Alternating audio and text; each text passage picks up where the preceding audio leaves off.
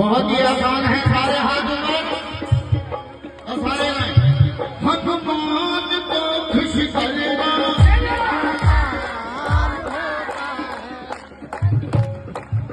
इधर से कितने भक्तों को यकीन नहीं कि हनुमान जी का कार्य नहीं कर पाएंगे? हाथ ऊपर करें।